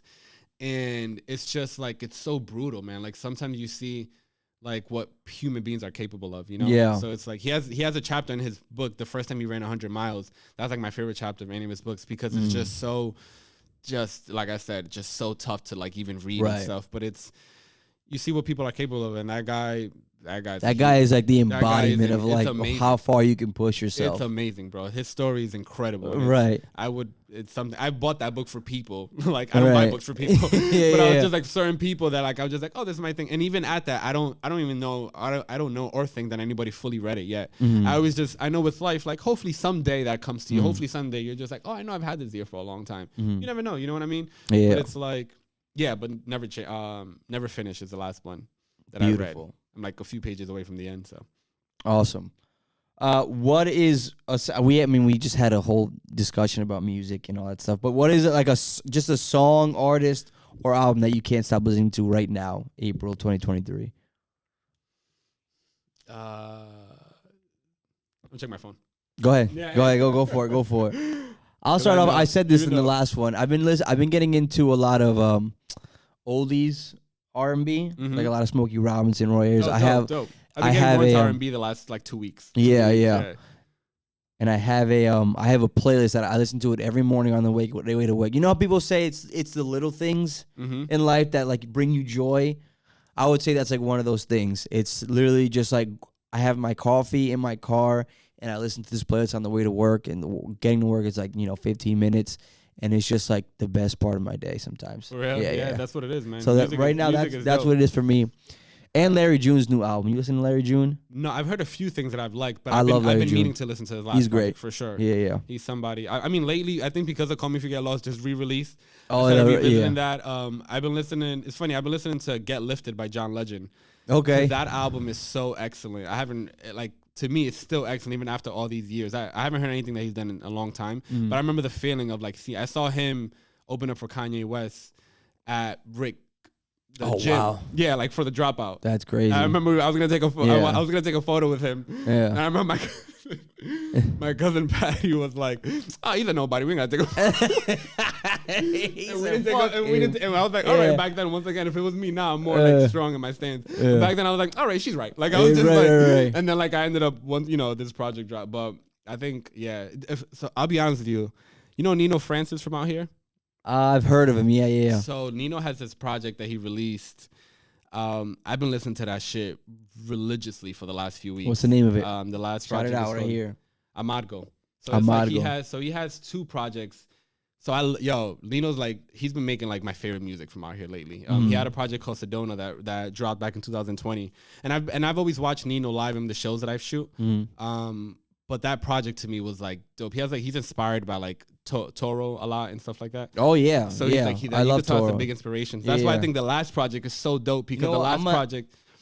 What's his artist name? Yeah, actually, I'll send it to you. Yeah, send it to me. I would love to listen to that. But his last project is like. His last project is like it's Spanish music, and I don't listen to Spanish music as much like as a whole. Like I don't not like always. Like there's certain songs that I listen to, but his last project is only like 6 or 7 tracks. But it's like Spanish, and like mixed with that type of like Toro kind of feel. It's like very unique, and I think that he crushed it. So like that's amazing. I've listened to that shit. I'd love to have him on the show in the last like 2-3 weeks. So shout out to Nino. I love maybe I'll reach out to him one of these days. I gotta listen to his music though. Yeah, check it out, bro. Nino's really dope. So that's definitely a project that I've heard a lot in the last 2 weeks. That's great. Before we started recording, you mentioned that I'm just throwing this question in there. You mentioned that you're a big film guy. You see my Scorsese and Quentin Tarantino stuff. What's a movie recently that stands out to you? That's like, damn, that was a really good fucking film. Or even something or it doesn't even have to have come out recently, but like something that maybe that was new to you. I think, not to be like, this is like I know the consensus, but that I always forget the name. Everything, Everywhere, All at Once. I think. Oh, that movie! I gotta watch that again because I watched that. I was like drinking wine when I watched it, so like, and it was late in the day, but I remember just being like so blown away by that film. I honestly thought it was incredible. Like I there's something very unique about that movie, and it's like I know certain people that like it didn't hit, and it's like I also understand that too. It's like it is really out there. It's like a movie almost like made for this era, like out of this era. This would make sense. Yeah. But like the family, like how everything ties down to family in the end, her relationship with her and her mom, you know, just like the family issues are so difficult, man. Like there's just they're so heavy, especially when it's people that you love, when you have bad relationships. You know, I'm grateful to have like a beautiful relationship with like my parents and. But it's like I know how difficult that can be. We have a lot of issues, just like everybody else does. And it's like that movie just really resonated with me, like really, really well. I thought it was something special, something that I've never seen before. So I was happy that I got all those flowers at the Oscars and all that shit. I was like, hell yeah, this shit is. They fucking ran the table for the got everything, bro. Yeah, like all the big ones. Yeah. Crushed all the big ones. Movie, actors, actress, supporting. Yeah. Completely crushed. Yeah, bro. facts. So it's like that was definitely one of the last movies that I remember seeing that I really love right now. I'm trying to go back to I'm trying to start watching older movies now. Like older movies. Like I'm big on movies like 80s and the 90s and stuff like that, even 70s. But I'm trying to see I'm trying to get into I saw a clip of an Alfred Hitchcock movie and that shit had me like fucking hooked. Like there was like it was from a Psycho. But I've never seen it before. I've never seen his version of it. And it was this clip of him having a conversation with the girl, and it's like just that dialogue. Yeah. I was like, man, this is like, I was just completely hooked, and I was like, yeah, I need to start watching a lot of these older movies and stuff. So, yeah. The older movies, the one movie that really blew me away, and it was more the film was great in general, but I watched it last summer, and I was like, oh my God, I can't believe I slept on this film for so long. Raging Bull. Oh, one of my favorites. Raging Bull. That's De Niro's like best. I think that's his best performance. I don't think it's Scorsese's best film. Yeah, I thought it was great. And what put me off to it for so long is just the black and white. Of course, I understand. But it's like a mental thing. That's But it's just that movie's unbelievable. Unbelievable. He's incredible in that movie. Yeah, they stopped filming for like 5 months so he could gain weight. Oh really? Oh, He had to imagine having to get in shape. He was for like a fucking in movie, fighting shape, and then they had to like stop filming crazy. for like a certain amount of months because he refused to put the fat suit. Right. So I mean, when he got That's up, when crazy. he won the Oscar for that, I that. would have gone up and be like, "A fucking course I'm getting this Oscar." Like, are you guys out of your fucking mind? Like, facts. You know what I did for this fucking facts. movie? Like, I would have just gone up there mad cocky. That's great. So it's like, but it's amazing. That's dope. They use that one, and then I watched Apocalypse Now. It was on Netflix. I had to watch that for like a class back in college, and it didn't resonate the same. That and like I remember I was in a film class that it was like basically like a literature class, but it was based on film, and we watched like a bunch of good films. Like we watched Apocalypse Now, we watched like Talented Mr. Ripley. I don't know if you've seen that. We watched Taxi Driver. Yeah, that's what those movies didn't hit the same back in when I was fucking 19 years old. Yeah, there's certain movies too. Like after one movie that I really really love that I didn't love when I first saw it was Drive from Ryan Gosling. Oh, I have. Oh no, I have seen that one. I've seen that one. I'm thinking Baby Driver. It's such a slow pace. The movie, it's it's very like it feels different from a lot of stuff that I watch. Aesthetically, it's like fire. Like I always understood that, but I didn't really like it when I first saw it. I did love it's funny, the song that movie starts off with is probably one of my favorite songs I ever heard. Ever. I know this. It's I know Night Call, I think it's called. Yeah. And it's like that. I remember that's the only time I've ever watched a movie. That's when the movie started and the song started. I was like, what the fuck is this? I was like, this song isn't. I paused the movie. I looked it up. I downloaded the song. I was like, this song sounds so crazy to me. And to this day, I still listen to it all the time. But it's like that movie, when I went back to it years down the line, it just I saw it completely different. I think as you get older too, you start experiencing different things. I'm doing different things, experiencing life differently. So it's like, and I have more knowledge too. There's a lot of things that I couldn't understand as when I was younger. So I love watching movies that I didn't watch, that I didn't appreciate back then, kind of like now, or even just like movies that I thought were good, or maybe I don't think it's as good or something. It's cool watching them at different stages in your life. I've learned that. You know what I mean? Like I've learned there's certain conversation that I might. You rewatch a lot of stuff. Yes. Okay. I love. Yes, me too. And people always say, why the fuck do you rewatch it so much? And I rewatched Breaking Bad for like the 4th time, like a couple weeks ago. It's funny. This is my favorite show of all time. It's top 5 for me, maybe top 3. Yeah, it's like my favorite. I think it might be my favorite drama show of all time, personally. So the reason why I rewatch stuff, there's a quote in season 2, Jane, fucking, Jesse's girlfriend that dies. Yep. Spoiler alert, motherfuckers. Like if you haven't watched that show at this point, like go fuck yourself. And she goes like, and they had that I don't know if you remember the scene where they go to the museum and stuff like that. He's like, oh, you drew a door. She's like, she drew that door like 3 fucking times. He's like, yeah. He's like, but what? It's like, why would you do anything? Like, why wouldn't we do anything more than once? Like, should we only just have this one cup of coffee? Like, should we only have sex one time? Like, should we only it's like every time she drew that door, and I'm paraphrasing, obviously. No, of course. Yeah. She saw something different. She felt something different. It's like that's why we do stuff more than once, because it's new every time. And I'm like that's it. Like that's why I rewatch stuff. That's why I listen to the same music over and over again. That's why I listen. Like I'm not saying that new shit sucks or whatever, but like that's why. That's I always find there's just always you hear different. I saw Dunkirk recently. I love Dunkirk. Dunkirk's amazing. I think that's one of his best movies. I think that's probably like top 3 of his. The only one I haven't seen of his is Memento, which is like one of his best. That's like his best. Yeah. It's so funny you said that, because I was just there's this YouTuber that made a video like kind of based on Memento just yesterday. So like I was watching it last night. I watched it this morning. So I've had Memento in my mind all morning because of it. But Memento is like, to me, is one of his best too. I think that whole concept, is it like reverse chronological order, the movie? So that's what it is. Yeah, right. It's like everything's like pieced. Yeah, it's like the chronology is like pieced, and it all comes together in the end. Yeah, because it's like all the black and white sequences, all the black and white scenes are happening in chronological order, but the color scenes are happening in reverse. So like you might think something's happened because like they want you to be kind of like the character where he doesn't have short-term memory, I believe. He can't develop like new memories. Okay, So like they want you to be like the character. Oh, you're talking about Memento. Memento. Okay, yeah. Where he's like just as lost as like the people to be just as lost. So it's definitely one of his best movies. But like when I saw Dunkirk recently, just the way it sounds. I saw it in IMAX, so like I remember that. But it's like when you're first watching the movie for the first time, there's so much you're trying to pay attention to. It's almost like when I saw I've seen Inception. I haven't seen Inception in years, but when Inception first came out, I remember going back to the theater and watching it, because there's sometimes with certain movies you watch it once and you're just trying to grasp it. Yeah. It's not as just like you kind of want to go at it again to kind of like see with a different perspective. Right. But it's Dunkirk, when I saw it, just like the way it sounds, everything just sounds amazing. Like they did an incredible job with that movie. He did an incredible job.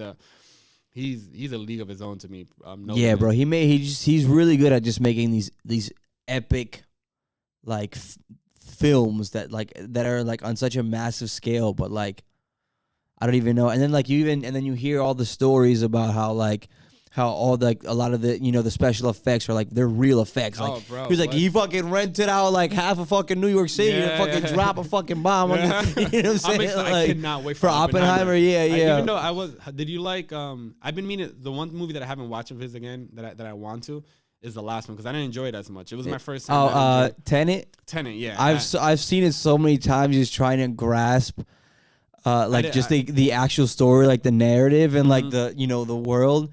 and I've just come to the conclusion that like it's like a really cool and fun movie to watch, but it absolutely makes no sense. It's too much explaining. That was my turn off when I first saw it, because not only because it's movies I like that there's a lot of explanation going on, but they have to build it into the actual like into the world, dialogue. yeah. So like it's like almost like when they got Ellen Page's character in Inception to like, and they're like explaining, there's that moment where they're like explaining to her how all this stuff works. That's really for the audience, so we can understand how it works. Right. So like the problem with Tenet, I felt like that it was just constantly. Like I felt like it was just like, oh, another explanation. I was like, man, I don't even know what I have no idea what's going on. And then I was like, then a plane goes like nothing. And this once again, it's just my feeling for it. But like things didn't feel as organic. Like when something big happens, like in a Nolan movie, I feel like they've built up to it. Kind of like, you know what I mean? Like there's certain scenes that are just so massive that they built up to it. Almost like when like The Dark Knight, when they're like, they've been fighting with, they're going back and forth with the Joker, and then that fucking scene that they actually flipped over the truck, like that was just so crazy. Yeah. Like they had one shot to take that. Right. So it's just like everything feels like it was earned. But like Tenet just felt like things were happening to happen. Like, oh, let's put this car in this like building. I mean, this plane into like this building, and stuff like that. And then like I was very confused by it. So I've been meaning to go back to it. Just kind it wasn't as great, but it's a fun watch. Yeah, like I've always take it for what it is. Yeah, regardless of how I feel, I'm always just like, oh, I still want to go back to kind of revisit and see how I feel about it. I can still feel the same way, but I'm just like, at least like, because it's somebody who I respect more than a lot, like when it comes to directing, I'm always willing to like give the artists that I really appreciate like more than one opportunity to be like, oh, maybe I'm just, see what else I'm like missing from it and stuff. Yeah. Awesome. Next question.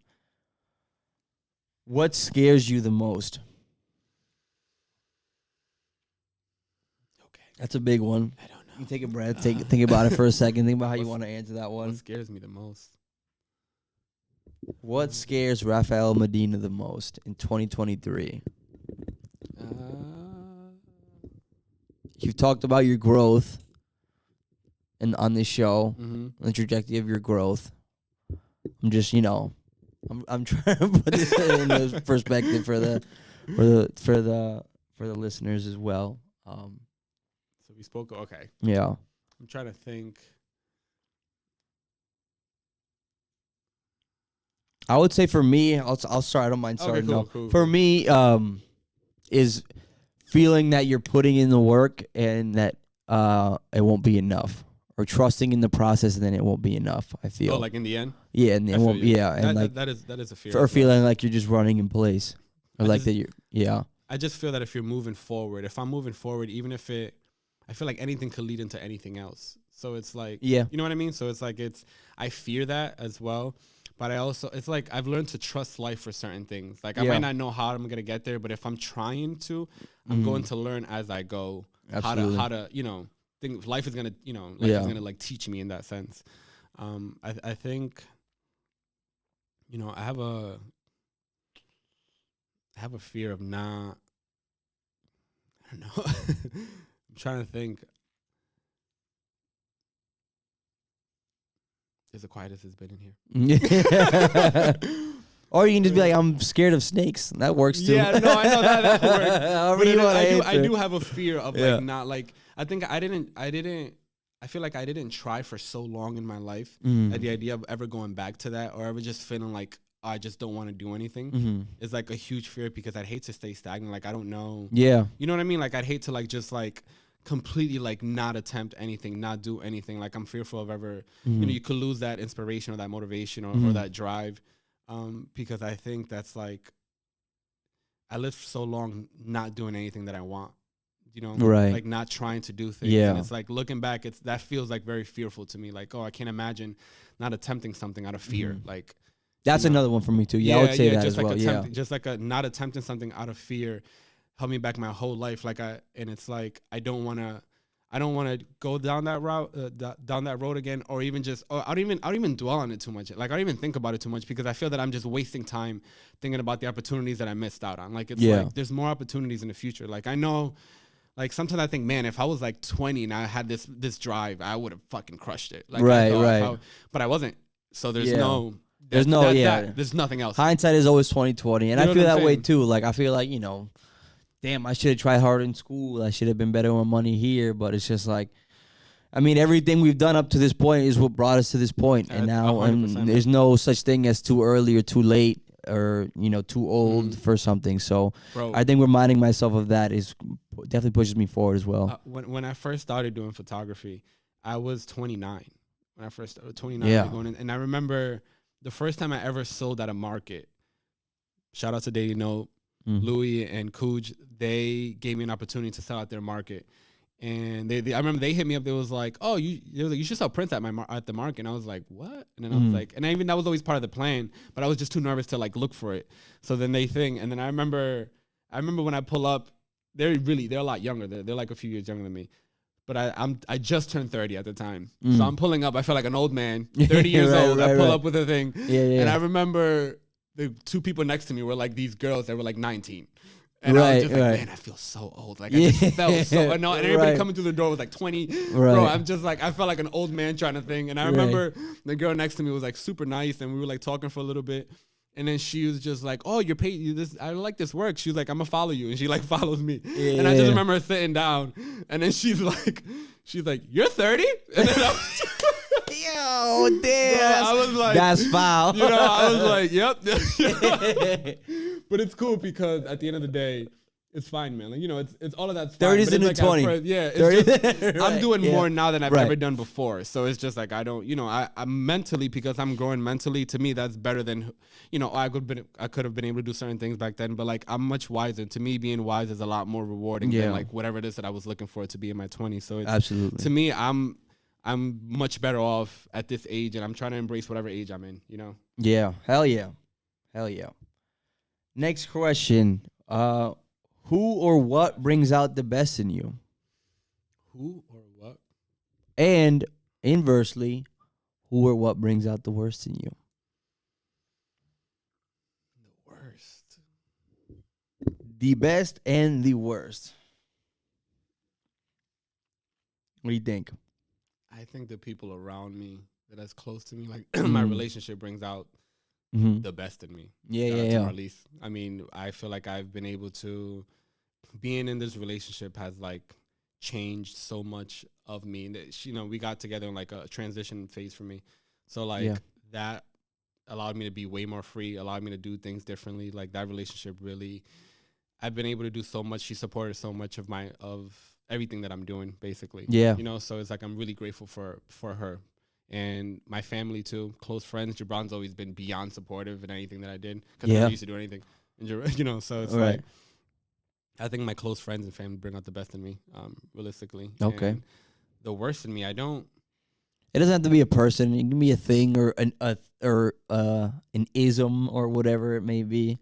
You don't have to throw anybody under the bus, or you can. That's up to you. I don't. I think. I don't know the worst in me. I think nowadays I could see how, like, sometimes like I could see how people go crazy nowadays. Yeah. Because I think in this era where like the information, where everything is like everything is just, you're 100% right. And I'm 100%, I'm 100% right. You're 100% wrong. Like that mentality of just like everyone's so aggressive towards each other. I think it's something that's like, could really, I've had it affect me very negatively for a long time, where I had to proactively like do something to change. Be my very ways, mindful about how, because when like it always reminds me when Trump initially got elected, I was so upset. Like at the time I was so upset, and I was just furious. Like it was like a constant thing where I would wake up and I'm just so upset. I would wake up, I look at the news and I'm just so upset. Like, and then like I'm not understanding that I'm starting my day just on bad terms already. Yeah. Like I'm already upset, and I just check the news the moment I wake up, and I'm like, this fucking guy. Yeah. And then I just like, I'm about to leave my house, I check the news, this fucking guy again. Like, I go back to my job, I go to work, and I just look at the news, and I'm talking to them about it, and I'm like constantly upset. And then like at the time, I was dealing with a lot of personal issues, weight issues. I was dealing with like issues in my personal life. I was at a job that I was very unhappy. Everything was just like consuming me. I was like in one of the worst mental states I've ever been in, until I realized that I had to, luckily I picked that up after a certain amount of months living that way. I had to learn to like take a step back, because regardless, my reaction is like valuable to these companies. Yeah. So like absolutely. my reaction is what they want, whether they're on whatever side I think they're on. So it's just like, even if you think they're on your side, they want you to react to this thing. And it's like, I had to like step back from the news, step back from everything, step back from the Trump stuff. Like there's a lot of things that I had to step back from. You know, you also meet people too that like are secret support. You know, sometimes you meet people like that you wouldn't expect. You have different conversations. Like it was like it was a very weird place in time. But I learned so much from that time because I hate when I'm feeling that angry all the fucking time. Yeah. So it's like that was like a really bad part. but it's good to, like I said, it's good to go through it, to go through the motions, you learn and shit like that. So yeah, hell yeah, no, I definitely feel that. Because I asked this to my last guest, and I was straight up like family will bring out the worst in me. Yeah. As much as I love family, but I say that in the sense that like family is the only people at this point that they know you on such a fucking cellular level. Yeah, 100%. That like they just have that ability to bring that out in me. Do you meditate? No. I've tried. I try. I don't do yoga. Mm-hmm. I just no. I don't meditate. I don't. No, yeah. That stuff is obviously it's hard to convince somebody who hasn't, because I didn't do that forever. Yeah. But that stuff is a huge help. It's just really hard because usually when people try to meditate like I would like try for one day and be like, what the I can't fucking focus. Right. But anything that's valuable, anything that, you know, anything that could get you something that good in the end, like it takes time, it takes effort, it takes like patience. But it's like if eventually at some point you might find that down the line, because that stuff is very helpful, where it's just like, you know, you're taking that breather, you're kind of like trying to get back into your mind. Because you have to like, you know, trying to control yourself. Because people be like, oh, I got out of character. It's not that you get out of character. You have that. I feel like we all have that fucking villain inside of us. I feel everybody does. Absolutely. And I think so. Like, I don't think people get out of character, and just sometimes you get pushed to that level, and it's just like, but you're still the one who has to be in control. So it's like, even if you get out of character, you could deal with that a little bit better next time, because you know how like easy it was for you to get out of character. So it's like, you're the one who's still in control, and you have to find that balance. Because and I think the most important too is, and I think that's what meditation helps you do. Is just having that awareness in the moment while it's happening, to bring you out. I don't meditate, but I go to therapy. I do go to therapy. Oh, that's good, man. And so I do that, and you know, my therapist is, you know, they give you, you know, it's not like therapy is not as much as like you watch The Sopranos. Yeah, so I've only seen a little bit of it. That's one show that I've like. That show's amazing. That's also my top 3. My friend's always, and I know that, like I've always wanted to watch the show, and that's like, but I'll watch it. Yeah. But like, I mean, unless like you are a fucking like Tony Soprano, like therapy isn't much about like, oh, like you do this because of this. Like really, like at least for me, anyways, it's more of a space for you to like vent and tell your therapist about your problems, but they help you instill practice in your life to be more mindful, to be more aware, to control, to be more even of your body, just to be more mindful of how to, you know, whenever, you know, whether you're having a panic attack, whether you feel like you're getting really angry at something, you're getting, you know, getting out of pocket or out of character, how to take the steps to rewind and like settle down and get out of that. And I think that's what people don't understand. I think that's why a lot of people maybe resist therapy in a lot of ways, because they think it's just like, oh, you're just dealing like, with your issues too. It's like, and you're dealing with dealing with your issues is hard for people. For people to actually sit, like, think about how untrustworthy like people are of others. So it's like dealing, like at the end of the day, that's still a person. So somebody could be like, I'm not gonna tell. Especially if you're old school, if you're old head, I ain't fucking telling this fucking random person like anything, you know. But it's like that stuff goes. I mean, there's so much, like actually being able to have that space to speak freely like that, even if you have to pay somebody, that's just a reality of life, you know. Yeah. I've been grateful that in my relationship, I'm very honest. It's like we're very, very honest with each other. That's like, so like, especially like when everything in the beginning, when we were just finding like everything out about ourselves more, I would speak with her like I've never spoken to anybody, you know, because I'm just so honest with this person. And it's like, I did therapy for around that time that I was going through a lot of that like mental, uncertainty. I ended up doing therapy for a while because like my job, they allowed us to like do like a certain amount of free sessions. So I did it at the time.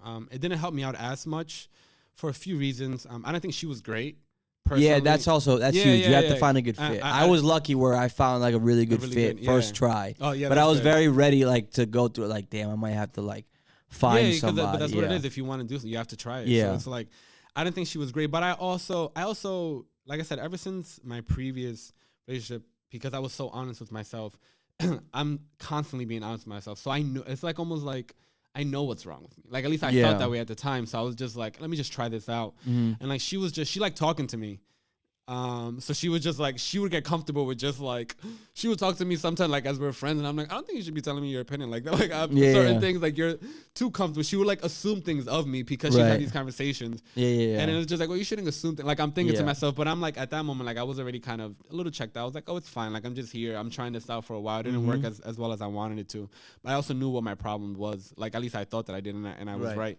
But it's like I'm also grateful to have somebody that I could speak to, and like I also have friends too. I could speak to if I ever needed to as well.